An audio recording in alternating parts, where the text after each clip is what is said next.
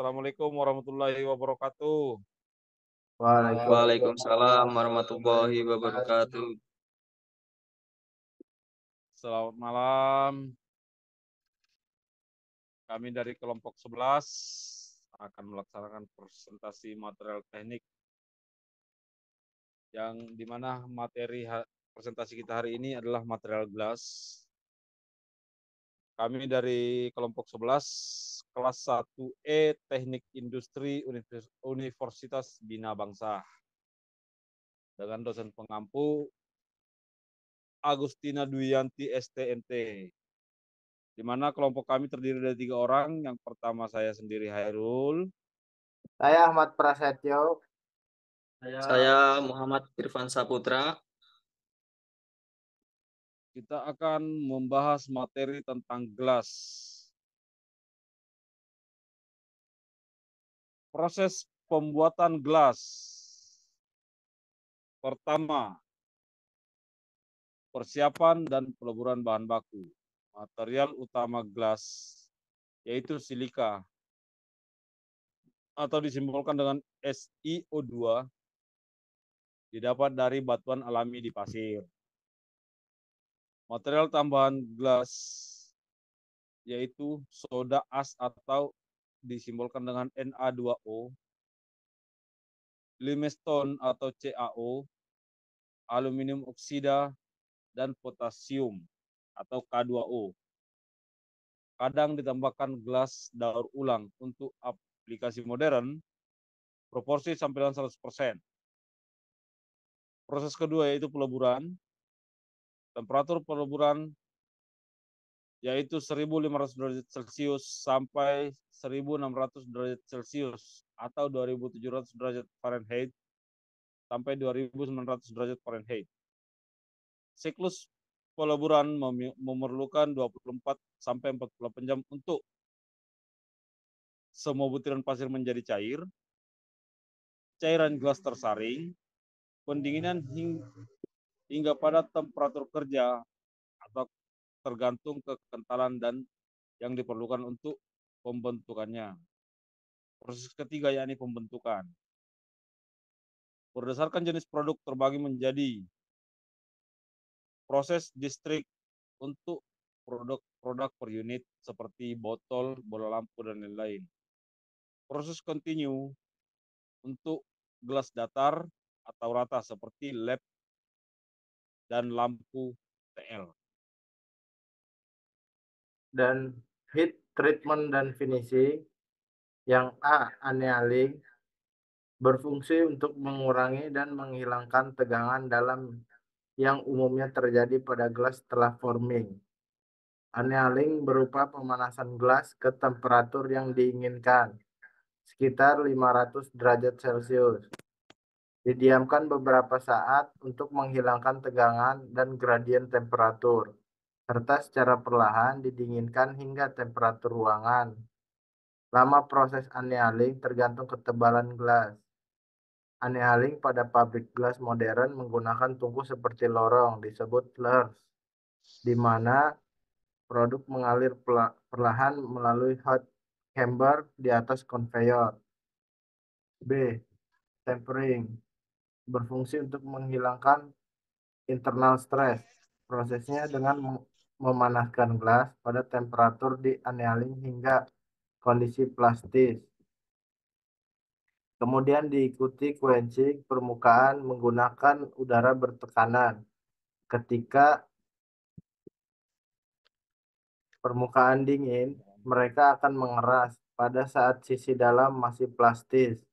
Ketika sisi dalam berangsur dingin, maka permukaan luar yang keras tertekan, sehingga gelas lebih tahan terhadap tegangan tekan, comprehensive stress, daripada tegangan tarik, tensile stress. Contoh aplikasi untuk jendela gedung tinggi, pintu kaca, kaca depan mobil menggunakan annealing glass 2, lembar berpenyakat polimer transparan. Yang C, finishing, beberapa proses penyelesaian akhir pada industri gelas. adalah cleaning dan polishing, cutting, enameling, dan grading. Selanjutnya, sifat khas kaca. Yang pertama, transparan. Kaca sangat transparan, memungkinkan cahaya untuk melewati dengan mudah. Yang kedua, rapuh. Kaca sangat rapuh dan mudah pecah karena merupakan jenis bahan yang tidak lentur. Yang ketiga, memantulkan cahaya. Kaca memiliki kemampuan untuk memantulkan cahaya dan memberi efek rainbow ketika dilihat dari sudut yang tepat. Proses pembentukan kaca ada beberapa macam. Yang pertama blow molding. Prosesnya yaitu yang pertama menyiapkan kaca cair. Kaca cair dipanaskan hingga kedua, dimasukkan ke dalam tuba kecil, tuba kaca cair, dan dipompa hingga membentuk gelembung, lalu mulai ditiup untuk membentuk bentuk sesuai dengan kebutuhan. Pendinginan. Setelah membentuk berbagai bentuk, kaca yang dibentuk dibiarkan dingin dan kemudian diberi perlakuan khusus agar kaca menjadi lebih tahan terhadap kekuatan dan kerapuhan. Berikut adalah ilustrasi atau video proses blow molding. Proses blow molding. Blow molding adalah salah satu metode yang digunakan untuk mengubah polietilen, polivinil klorid, PVC, polipropilen, dan resin PEK menjadi bentuk botol dan bentuk kemasan berongga lain.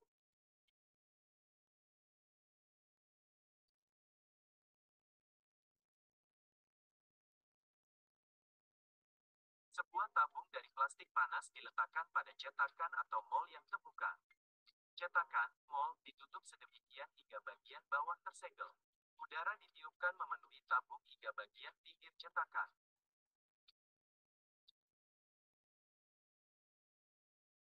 Setelah cukup dingin, cetakan, mold, dibuka untuk mengeluarkan produk.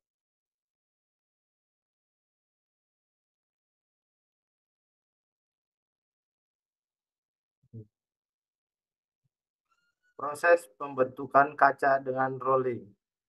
Menyiapkan bahan baku. Siapkan pasir silika, soda abu, kapur asam, dan bahan-bahan pendukung lainnya. Membuat kaca cair. Bahan baku dipanaskan pada suhu yang sangat tinggi sehingga menjadi kaca cair dan dimasukkan ke dalam oven.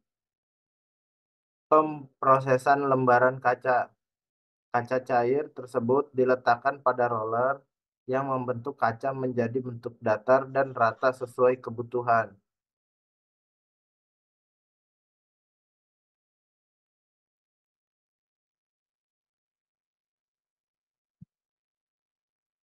Proses rolling. Rolling atau proses pengerolan adalah proses manufaktur yang dilakukan untuk mengubah bentuk logam dengan cara mengurangi ketebalan logam.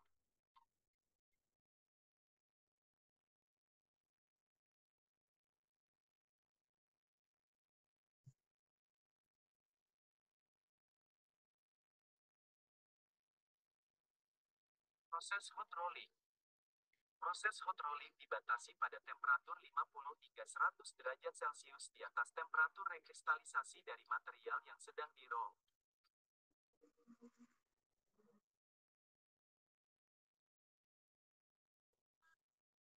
Berikut adalah penjelasan grain flow yang terjadi pada saat proses rolling. Pada proses hot rolling, butir atau grain akan mengalami deformasi sebagai efek dari penurunan temperatur. Proses cold rolling. Proses cold rolling dapat digunakan untuk memproduksi sheet, strip, bar, dan rod metal dengan permukaan yang sangat halus dengan dimensi yang akurat.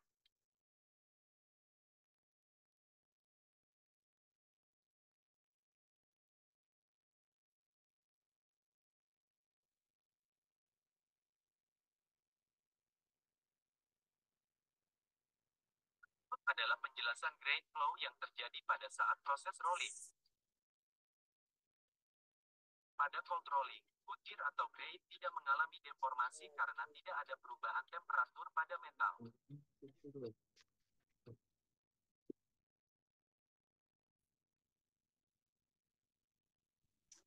Selanjutnya, proses pembentukan kaca dengan drawing. Yang pertama, penarikan kaca cair. Kaca cair dipanaskan dan kemudian ditarik melalui cetakan berupa lubang pipa. Dan yang kedua, pembentukan kaca. Kaca yang sudah dilelehkan melalui lubang pipa kemudian dibentuk dengan cara ditampar dengan alat khusus. Yang ketiga, pemanasan kembali dan pengkristalan. Kaca yang sudah dibentuk kemudian dipanaskan kembali dan didiamkan pada suhu tertentu agar cukup stabil dan keras.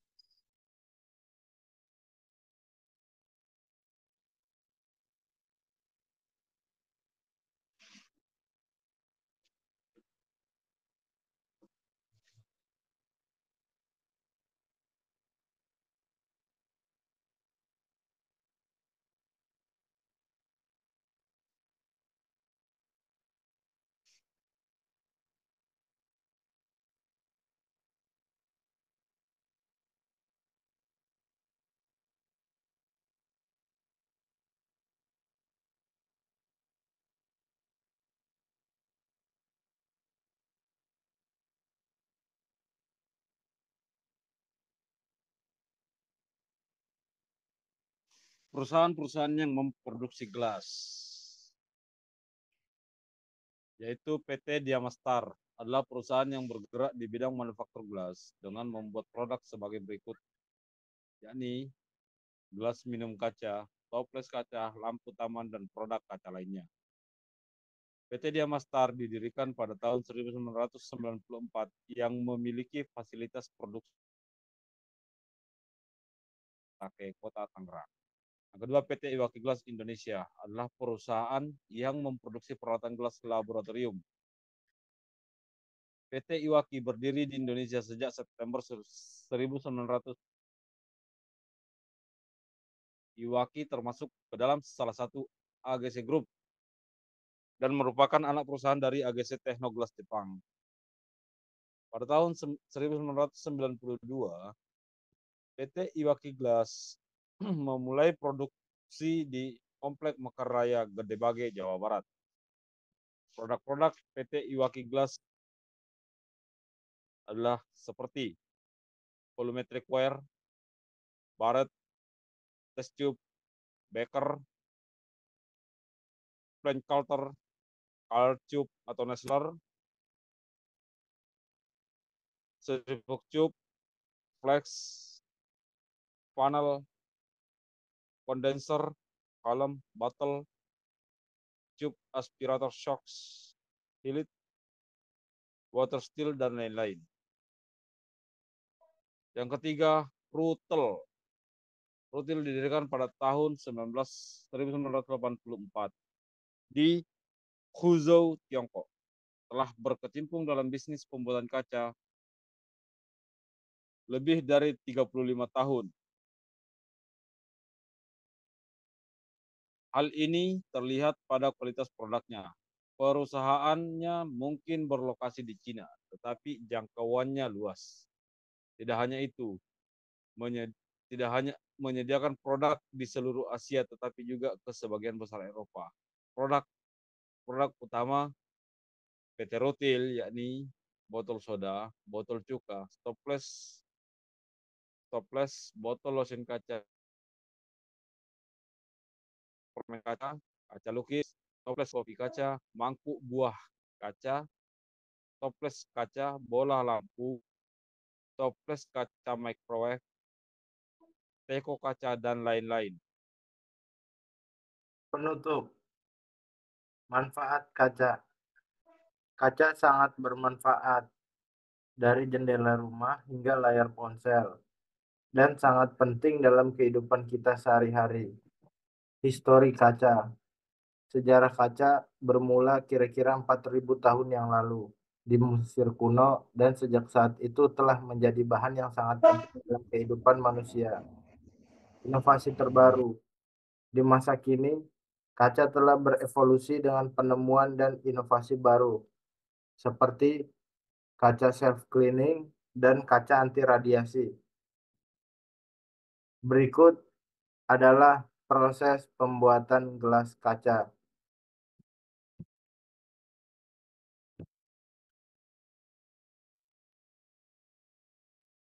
Guys, nongki-nongki bareng besties.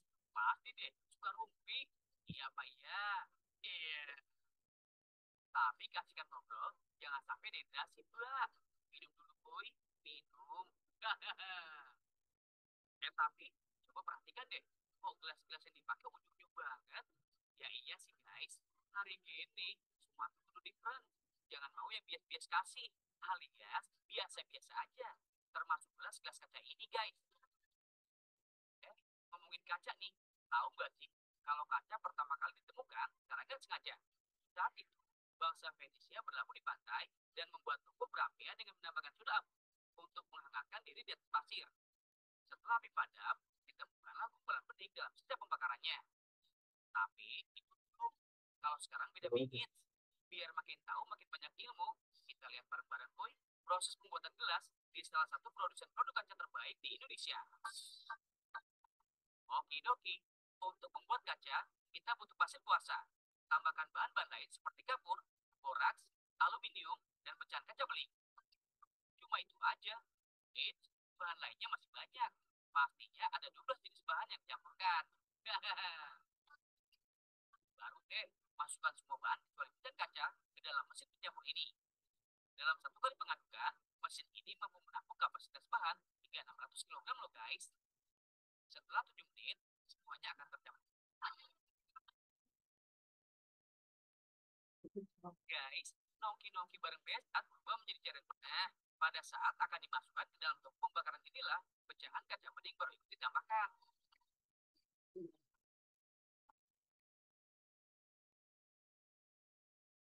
Baik-baik panasan guys.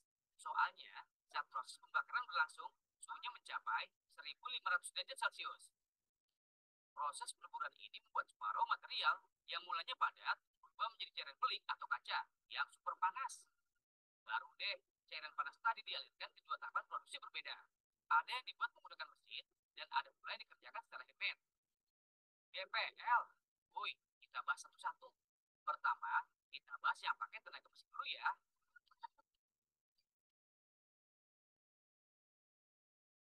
Tahu nggak sih, pabrik yang sudah berdiri sejak 20 tahun lalu ini menggunakan mesin keluaran Italia, Jerman, dan Cina.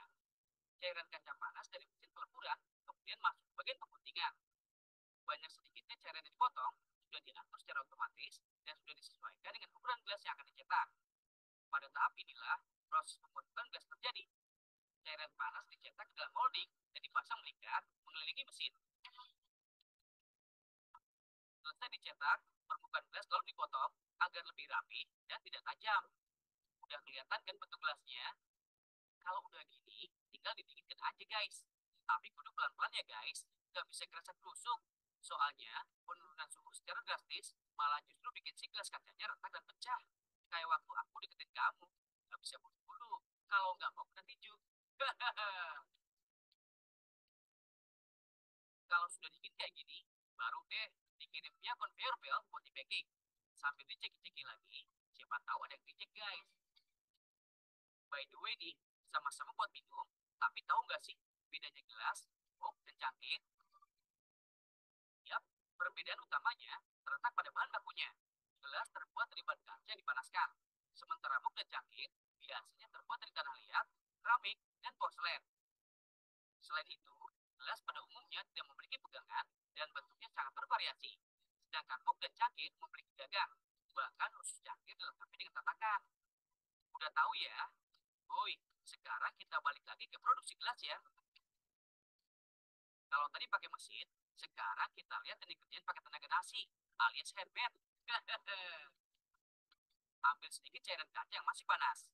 Pelan-pelan, terus ditambah, sambil ratakan bagian permukaan gelas. Lakukan terus sampai mendapat ketebalan yang diinginkan. Baru deh, Bagian yang paling menariknya nih guys, tiup kaca menggunakan besi panjang berlubang seperti ini. Meski kelihatannya gampang, tiupnya nggak boleh asal-asalan. Soalnya ini cukup bahaya bagi yang nggak biasa. Kena kulit dikit aja, bisa modiar guys. Kalau bapak-bapak di sini sih udah pada jago, skillnya udah tingkat dewa. Tuh, udah mulai kelihatan ya bentukannya. Ini rencananya mau dibuat akuarium bulat guys. Udah jadi, ya belum lah. Bagian atasnya dipotong lagi dengan menggunakan teknik wire cutting agar rapi dan tinggal didinginkan. Kok bening semua kacanya? Santuy. Mau yang nggak bening, bisa juga kok. Coba lihat nih, proses ini namanya sunblasting, yaitu menyemprotkan pasir silika pada permukaan kaca bening hingga meninggalkan bekas permanen, namun indah dilihat. Kalau yang ini, pewarnaannya menggunakan finishing cat guys. Prosesnya sama aja kok dengan pengecatan pada umumnya, dan bisa disemprotkan pada permukaan bagian dalam atau luar kaca. Oh iya, hasil produksi pabrik kaca ini tidak melulu gelas kok. Ada juga lampu gantung, toples, dispenser, akuarium, dan vas bunga. Kerennya lagi, barang-barang ini bakal melalang buana keliling dunia. Paling banyak diekspor ke negara-negara Asia dan Afrika.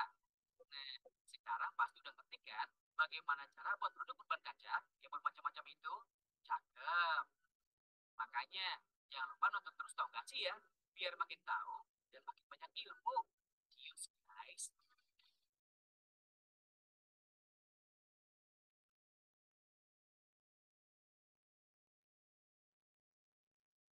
Terima kasih. Berikut adalah hasil kerja kelompok kami. Kurang lebihnya mohon maaf. Wabillahi taufiq wal hidayah. Wassalamualaikum warahmatullahi wabarakatuh. Waalaikumsalam warahmatullahi wabarakatuh.